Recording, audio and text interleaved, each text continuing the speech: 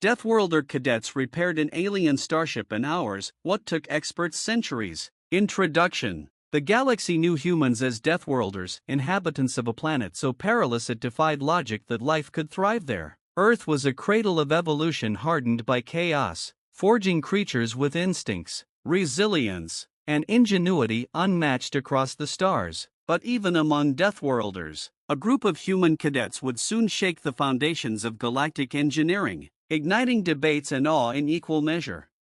In a time of uneasy alliances, the ancient Skara drift star, an alien relic older than recorded galactic history, sat as a monument to unsolved mysteries. For 200 years, the best minds from countless species had studied the vessel. Unable to revive its systems, it was a marvel of hyperquantum technology alien even to the aliens. The Skara Council had resigned it to an artifact of history, an insoluble puzzle. Until one fateful training exercise introduced a group of eager, reckless human cadets to the ship. The untouchable relic, the Skara drift star hung in the void like a silent titan, its silvered hull pockmarked with eons of cosmic wear. A team of 4 human cadets from the Unified Galactic Fleet Academy sat in their small shuttle, staring at the massive derelict on the viewscreen. "Remind me again why we're here," Cadet Kara Wainwright muttered, her auburn hair tied back tightly. She was the group's resident mechanic and an irrepressible tinkerer, always eager to disassemble and understand anything mechanical.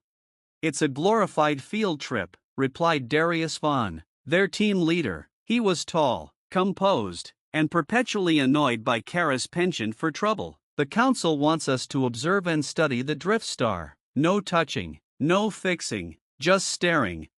Next to him, Miko Hasegawa, a navigation prodigy with a knack for detail, chuckled. "They're afraid we'll break it. After all, we're the infamous Deathworlders, might punch a hole in it by accident." The final member of their squad, Priya Malik, an AI specialist, leaned forward. Her dark eyes were locked on the readings scrolling across her console. "It's not just that. This thing's been a dead end for centuries. Every species has tried, no one's even scratched the surface of its tech. If it's dormant, it's dormant." As their shuttle neared, the ship's sheer scale became staggering. The drift star was nearly the size of a small moon, with spires and towers like jagged mountains rising from its hull. Lights faintly glimmered beneath its surface, hinting at dormant power. Their shuttle latched onto an external docking ring with a hiss of pressure equalization. The cadets exchanged glances. The air seemed heavier than it should be. "Remember," Darius said, fixing his team with a stern glare, "this is a scouting mission. We're here to report anomalies, not play hero. No improvising, no wild experiments." Kara smirked. "Noted, Captain Buzzkill."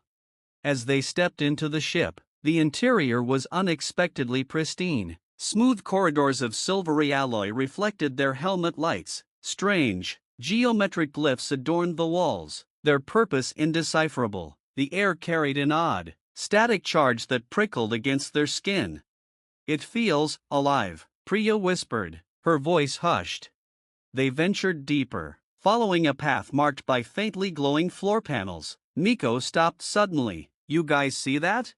Ahead, a massive chamber opened up, dominated by an intricate console. Dozens of floating, translucent panels hovered in the air, each displaying alien script that flickered erratically. Kara approached, her fingers twitching.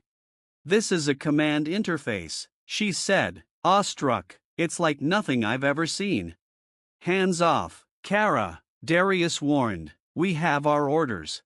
She rolled her eyes but complied. "It's just, I think it's broken. The patterns in the script, they're corrupted, like a boot loop."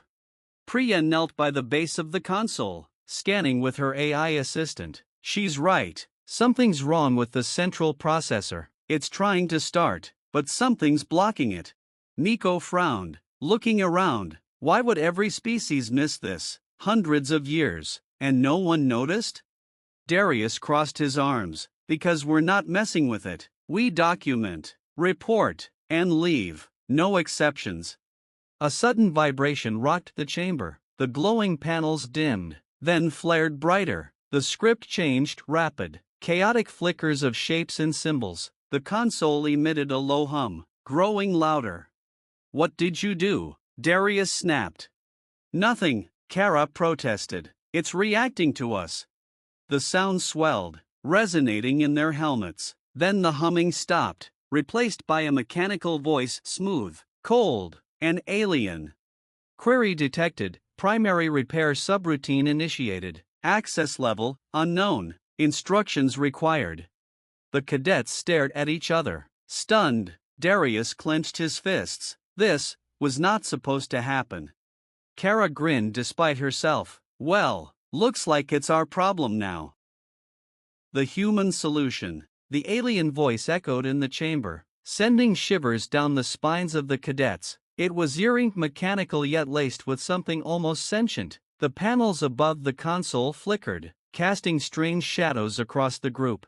"Query detected. Primary repair subroutine initiated. Access level unknown. Instructions required." Darius was the first to recover. "Step back. We need to call this in. Let the council handle it."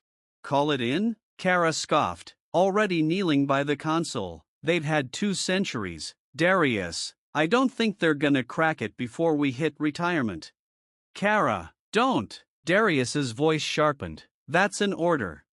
But Kara wasn't listening. Her hands hovered over the console, her eyes scanning the alien glyphs. They didn't make sense, not in the way language normally did, but there was a rhythm to them, a pattern that teased the edges of comprehension. "It's like code," she murmured, her fingers twitching with restrained curiosity. "Look at how it's structured, symmetrical iterations. This thing's asking for input because it recognizes us as users. Which means we could trigger something dangerous." Priya cut in, her tone cautious but intrigued. "Or worse, it could lock us out completely." "Or," Kara said, smirking, "we could be the ones who actually fix this thing. Look, this system isn't that different from human AI protocols, at least in theory. It's trying to reroute power, but it's stuck. If I can just..." Darius grabbed her arm. "No, we follow protocol. Back to the shuttle." Kara glared at him, yanking her arm free. "And wait for another 100 years of nothing? No way. We're Deathworlders, Darius. This ship called us for a reason." Before Darius could respond, the console flared again. The alien voice repeated itself, this time with more urgency. "Instructions required. System failure imminent." Priya's head snapped up. "Wait, did it say failure imminent? If the ship's core goes critical, it could vaporize us. And the entire sector," Nico added grimly. Darius's jaw tightened, his sense of duty warred with his instincts. Finally, he sighed. "Fine, but we do this carefully. One mistake, and we're pulling out." Kara grinned. "That's all I needed to hear." She placed her hands on the console, and the glyphs flared brighter, almost welcoming. Lines of alien script cascaded down the floating panels as if the system were analyzing her input. Kara's mind raced as she worked. The controls were intuitive in an odd way, like they were designed to be understood universally. "Okay, it's definitely trying to reboot its power core," she said, her voice steady but focused. "But there's a block in its routing matrix, like a logjam in a pipeline." "Can you clear it?" Priya asked, kneeling beside her. Her AI assistant, a small orb named PIP, projected its own analysis. "I think so," Kara said. "If I can reroute these subroutines, the system should reset. It's like rewiring an old fuse box." "That's an incredibly simplified analogy," Priya muttered, "but I'll allow it." Darius stood watch, his weapon drawn just in case. "Just don't blow us up." Nico, meanwhile, scanned the room, her sharp eyes catching faint markings on the walls. "Guys, these glyphs aren't random. They look like schematics or instructions." Kara glanced at them. "That's actually helpful. Good catch, Nico. Looks like these panels correspond to power distribution nodes." The team fell into a rhythm. Kara directed, Priya ran diagnostics, Nico deciphered schematics, and even Darius helped by stabilizing power fluctuations with manual overrides. The ship seemed to respond to their efforts, its hum growing stronger. Almost there, Kara muttered, sweat beading on her forehead. Her hands moved faster now, bypassing corrupted sequences and rewriting pathways. One last connection. Suddenly, the entire chamber lit up with a blinding white glow. The console surged, the glyphs cascading into a final, coherent sequence. Primary repair subroutine complete, the alien voice announced. Power core restored. System rebooting. A deep rumble resonated through the ship. Lights flared to life along the walls, and the faint static charge in the air intensified. The team braced as the Skara drift star awoke for the first time in millennia. Kara? Priya said, her voice tinged with both awe and alarm. I think you just turned on the whole ship. Kara grinned, wiping her hands on her jumpsuit. Told you we could do it. Don't celebrate yet, Darius snapped. We don't know what else we've activated. As if on cue, the alien voice returned, but this time it spoke a phrase that sent chills down their spines. User input confirmed. Initiating recall protocol. All crew, report to bridge. Crew, Nico whispered. What crew? The ground beneath their feet trembled as a hidden doorway slid open, revealing a dark, spiraling staircase. The hum of the ship grew louder, as if it were alive and waiting for them to proceed. Darius tightened his grip on his weapon. I don't like this. Kara's grin faded, replaced by a look of determined curiosity. Well, Captain Buzzkill, there's only one way to find out what happens next. The team exchanged uneasy glances before stepping into the unknown. The ancient bridge. The staircase spiraled downward into darkness, the faint hum of the ship reverberating through the walls. The cadets moved cautiously, their helmet lights illuminating the smooth, silvered steps. Each step seemed to thrum underfoot, as if the ship itself was aware of their presence. Anyone else feel like we just woke up a sleeping giant? Nico muttered, his voice uneasy. Keep moving, Darius ordered, his weapon trained on the shadows ahead. We don't know what we're walking into. Kara, in the lead, couldn't hide her excitement despite the eerie atmosphere. Come on, this is incredible. This ship hasn't had a crew for, what, thousands of years? And now it thinks we're its crew? That's next level tech. Or a trap, Priya said, her voice clipped. Just because it's impressive doesn't mean it's safe. The staircase ended abruptly at a wide, circular door etched with intricate glyphs. The faint glow from the symbols pulsed like a heartbeat. As they approached, the door slid open soundlessly, revealing the bridge. It was massive, far larger than they expected, with a vaulted ceiling that seemed to stretch endlessly above them. Translucent panels floated mid-air, displaying streams of alien data that swirled and shifted like liquid light. A central command dais dominated the room, surrounded by concentric rings of consoles and terminals. The cadets stepped inside, their boots clicking on the polished floor. The hum of the ship grew louder, resonating through their bones. This place is alive, Priya whispered, her eyes wide as she scanned the room. It's not just tech, it's biomechanical. Some of these systems look like they're growing. Great, Darius muttered. A living spaceship, just what we needed. The alien voice returned, echoing through the chamber. Crew detected. Initiating bridge protocol. System restarting. The lights dimmed momentarily before flaring to life, casting the bridge in a soft, golden glow. The central dais lit up, projecting a massive hologram of the ship's schematics. The Skara drift star was fully active, its systems highlighted in vibrant green. Congratulations, Kara said, grinning. We just brought a dead starship back to life. Not so fast, Darius said, pointing to the hologram. Look at that. Red sections dotted the ship's schematic, pulsing ominously. Priya's AI assistant, PIP, hovered closer to the projection, analyzing the data. Looks like damage to key systems, Priya said. Weapons, shields, propulsion, none of them are fully operational. The ship's active, but it's not combat ready. Why would an ancient, dormant ship need combat readiness? Nico asked, frowning.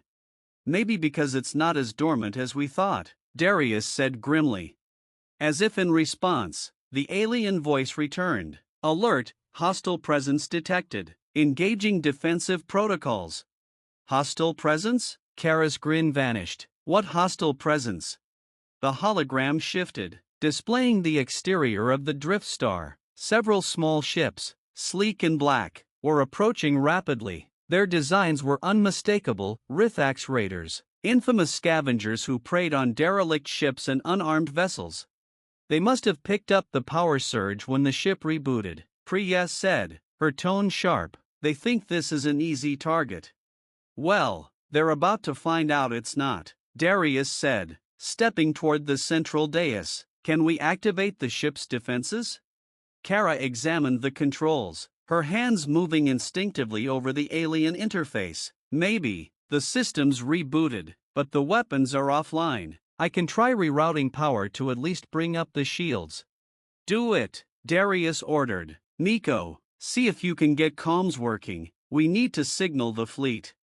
On it, Nico said, rushing to a nearby terminal. Priya, meanwhile, worked with her AI assistant to analyze the raiders' ships. They're armed with pulse cannons and EMPs. If they hit us before we get the shields up, we're toast.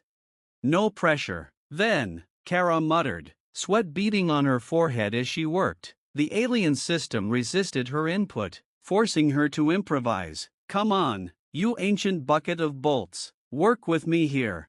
The drift star shuddered as the raiders' ships opened fire, their pulse blasts hammering the hull. The cadets stumbled as the floor vibrated beneath them. Shields are at 30%, Kara shouted. I need more time.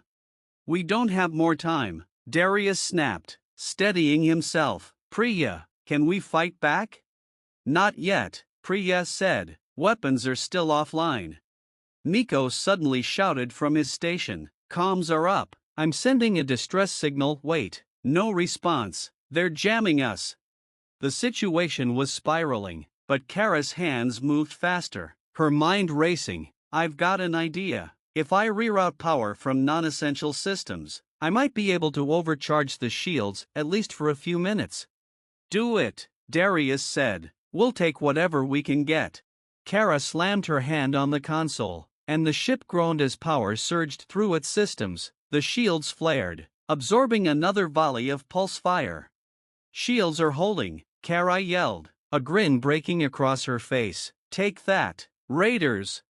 But their victory was short-lived. The hologram updated, showing more raider ships arriving on the edges of the system. The odds were quickly shifting out of their favor. Darius looked at the team, his jaw tight. We need to find another way out of this.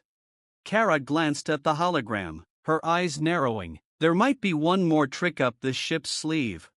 What kind of trick? Priya asked. Kara pointed to a section of the schematics glowing faintly. The drift star has a hyperdrive. If we can get it online, we can jump out of here. You think you can activate it? Darius asked, hope and doubt warring in his voice. Kara smirked. I fixed the rest of this ship in an afternoon. How hard could it be?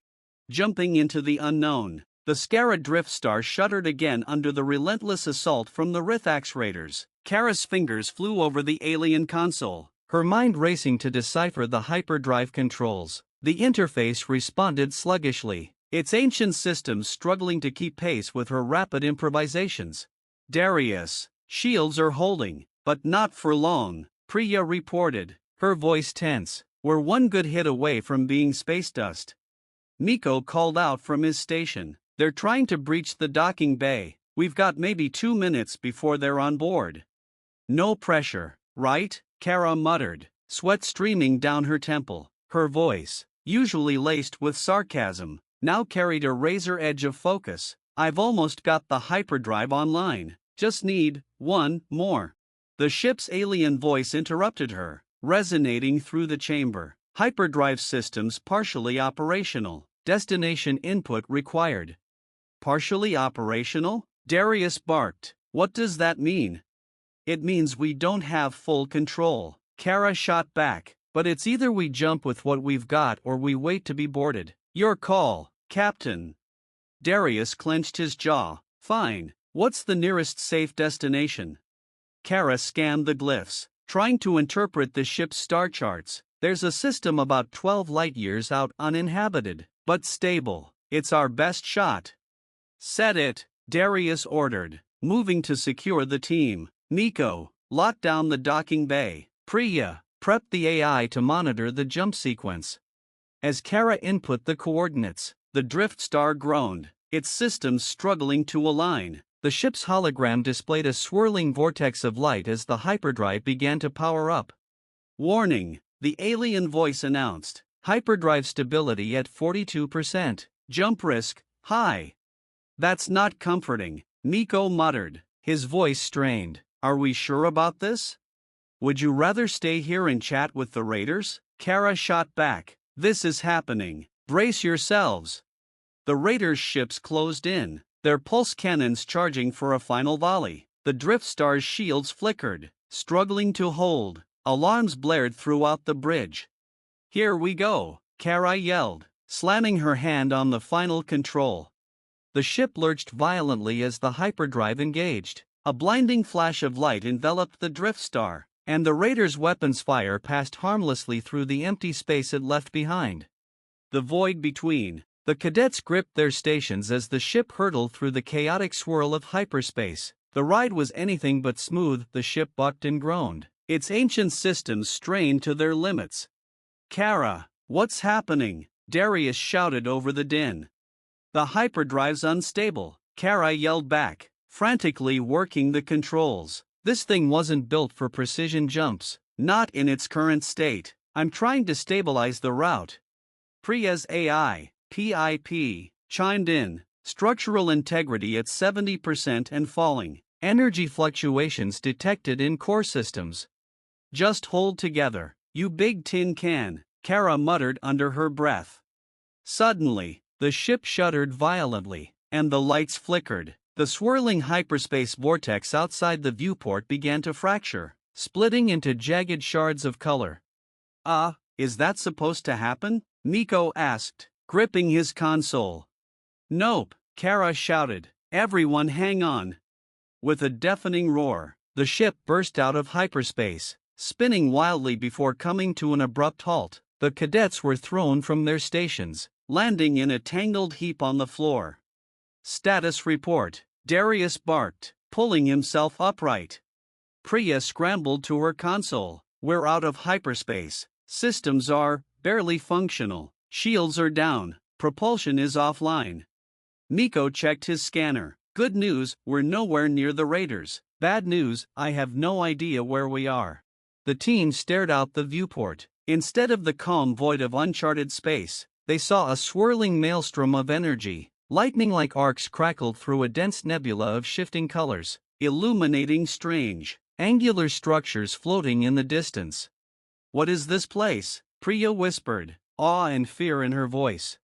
Kara's console beeped, and she frowned at the readout. This isn't the system I aimed for. It's something else. The ship must have auto-corrected the jump based on its own priorities. Priorities? Darius asked. What kind of priorities?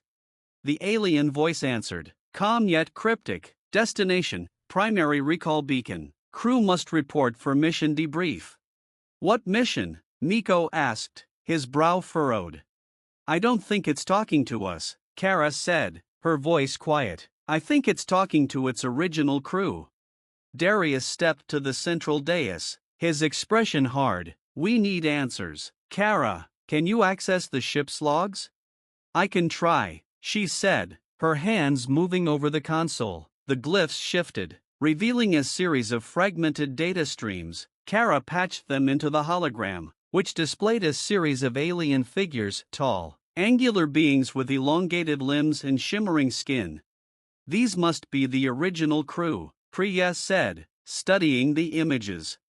The hologram shifted again, showing the ship in a fierce battle against an unknown foe. The alien crew worked frantically at their stations, their faces grim. The scene cut to the ship crashing into a desolate system, its power fading. That's why it was abandoned, Nico said softly. They lost. But what were they fighting? Darius asked. The hologram answered his question. The enemy ships were unlike anything they had ever seen. Black, Jagged constructs that seemed to absorb light, they moved with an eerie fluidity, like predators stalking their prey. Kara's face went pale. I don't think the drift star was just a relic, it was a warning. A low rumble echoed through the ship, and the alien voice returned. Hostile signatures detected, defensive systems engaging. The cadets exchanged uneasy glances. Darius tightened his grip on his weapon. Looks like we just found out what they were fighting. And now, so have we. Outside the viewport, the swirling nebula shifted. Dark shapes emerged from the void, their predatory forms eerily similar to the ships in the hologram. Kara swallowed hard. Well, this just keeps getting better. Darius stepped forward, his voice steady despite the rising tension. We brought this ship back online. Now it's our responsibility to make sure it survives. The legacy of the drift star. The bridge trembled as the dark ships emerged from the swirling nebula, their jagged forms menacing against the luminous backdrop. The drift star's systems struggled to compensate, warning lights flashing across every console. Hostiles incoming, Nico shouted, scanning the readouts. There are at least a dozen of them, and they're heading straight for us. Defenses? Darius asked sharply, gripping the central dais. Still offline, Priya called back. The weapons are too damaged to fire, and the shields are barely holding together. Kara's fingers flew over the console as she fought to regain control of the ship's systems. I can try redirecting power to the defensive turrets, but they're ancient and won't last long. Do it, Darius ordered. We need to buy ourselves time. The alien voice returned, its tone calm despite the chaos. Defensive automation online. Threat level, extreme. All crew, prepare for engagement. The drift star's hull began to shift. Panels slid open, revealing long dormant energy cannons that glowed faintly as they powered up. The ship groaned as it prepared for its first battle in millennia. Kara, you're a miracle worker, Priya said, her voice tense but impressed. Don't thank me yet, Kara muttered. These things are held together with duct tape and prayers. The battle begins. The enemy ships moved with terrifying speed, their black hulls absorbing the light around them. The drift star's cannons fired, sending bright lances of energy streaking through the void. Two of the enemy ships exploded in fiery bursts, but the rest adapted, their movements becoming more erratic. They're learning our attack patterns, Priya shouted. They're not just fast, they're smart. Darius tightened his grip on his weapon. Can we outmaneuver them? Not without propulsion, Nico replied. We're a sitting duck. The ship shuddered violently as enemy fire struck the shields, sending sparks flying across the bridge. Kara cursed under her breath, scrambling to stabilize the power grid. Shields are down to 20%, she yelled. We're not going to last much longer. We need to turn the tables, Darius said, his mind racing. Kara, is there anything on this ship we haven't tried? Kara hesitated, her eyes darting to the console. There's one thing, the core. It's overloading, but if I can channel that energy into a focused burst, it'll fry the ship, Priya said, finishing the thought, and us along with it. Not if we time it right, Kara countered. The burst could take out all the enemy ships in one shot. It's a gamble, but it's the only one we've got. Darius nodded, his expression grim. Do it, we'll cover you. The final stand. As Kara worked frantically to reroute the core's energy, the rest of the team took positions around the bridge. Nico monitored the enemy ships, calling out their movements, while Priya and PIP worked to stabilize the ship's systems. The drift star's cannons continued to fire, their output weakening with each shot. The enemy ships closed in, their weapons ready for a final strike. Core energy at 80%, Kara said, sweat dripping down her face. Just a few more seconds. The ship lurched as another blast struck the hull. Priya cried out as a console exploded, sending sparks flying. We're out of time, Nico yelled. They're coming in for the kill. Kara slammed her hand on the console, core energy at full capacity, charging the burst now. The alien voice echoed through the bridge. Energy burst charge complete, detonation imminent. Darius grabbed Kara's arm. How do we survive this? Kara grinned weakly. We don't, unless. She pointed to a secondary control panel. Escape pods. The ship's AI can trigger them automatically when the burst fires. It's a one-way trip, but it's better than being space dust. Everyone to the pods, Darius ordered. The team sprinted across the bridge as the enemy ships closed in. The Drift Star groaned, its core humming with lethal energy. Kara stayed behind, her hands moving rapidly over the console. Kara, what are you doing? Darius called. Making sure this thing fires properly, she shouted back. You go, I'll catch up. No, you won't, Darius said, turning back for her. We do this together. The ship's AI interrupted. Energy burst detonation in 5, 4. Kara, Darius grabbed her arm, pulling her toward the escape pod. She resisted for a moment before relenting, sprinting with him as the countdown reached its final seconds. The burst. The Drift Star's core unleashed its energy in a blinding burst of light. The wave of destruction rippled outward, obliterating the enemy ships in an instant. The team's escape pod hurtled away just in time, the shockwave propelling it further into the void. Inside the pod, the cadets sat in stunned silence, the glow of the explosion fading in the distance. The Drift Star was gone, its ancient legacy sealed in a final act of defiance.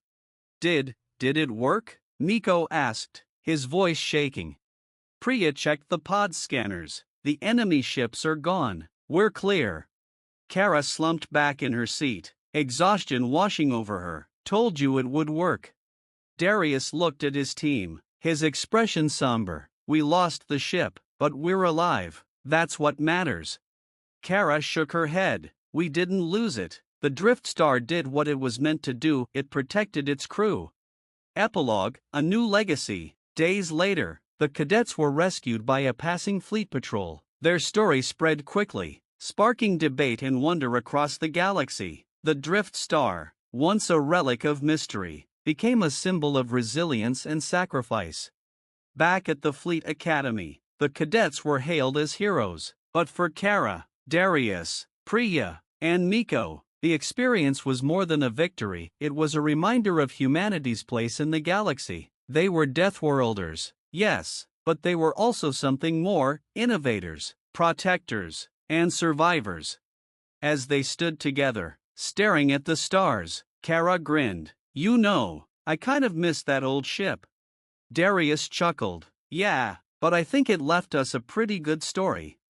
And with that, the cadets turned back to their new mission, ready to face whatever challenges the galaxy had to offer.